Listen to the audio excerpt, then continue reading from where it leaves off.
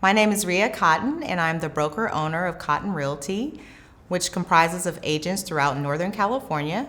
We represent buyers, sellers, as well as commercial tenants. And today we're here to talk about commercial leasing and various different aspects of what to consider before signing a commercial lease. Understanding commercial leases for a new business owner is very important. In addition to identifying the location for the new business, you also want to understand your responsibilities as being a new tenant. The first thing you should consider before signing a lease or even looking for space is your company budget. A lot of landlords like to see that you have a budget for your business so that you're planning out your business in a way that you are profitable and can actually make your lease payments. And so they definitely wouldn't want to end your lease prematurely. So it's very important that they see that you have a goal and a plan. Following that, you want to consider the various different lease types. So some of the common lease types would be a gross lease. The landlord would be covering your operating expenses. Opposite of that would be your triple net lease, where you are actually covering the common area maintenance or maintenance fees, property taxes, and insurance.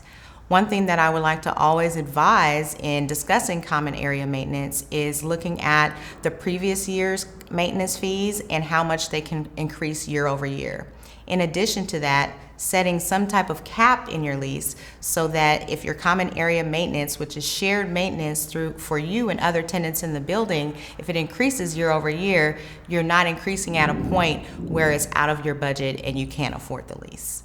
So it's important to visit the city building and zoning department to make sure that your business and the operations that occur within the space is zoned within the city. The city will have administrators that can go over the different types of uses for the particular space, and you can apply for a city permit for your business.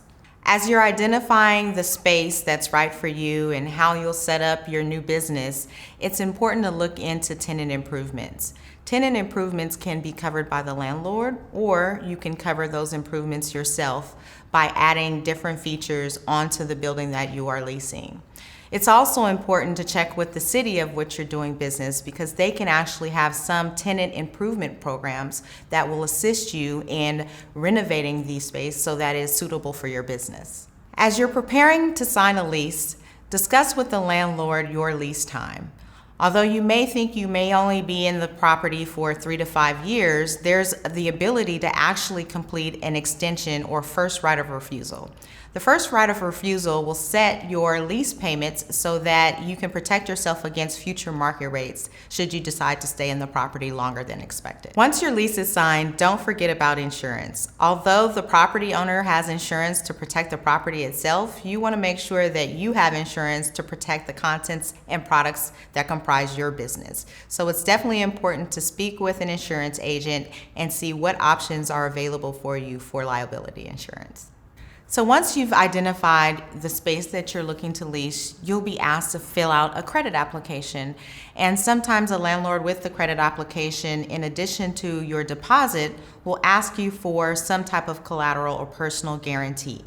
Now, depending on the size of your establishment, you may just have to have a deposit, and sometimes they will even ask, if you own property, to use your property as a personal guarantee of your lease payments. When negotiating your deposit, it's very important that you understand what is deducted from your deposit upon its return. Will your landlord deduct any wear and tear, any paint, or also it's a good time to discuss early termination, and should you terminate the lease early, how that actually affects your deposit. A commercial lease is a long-term commitment.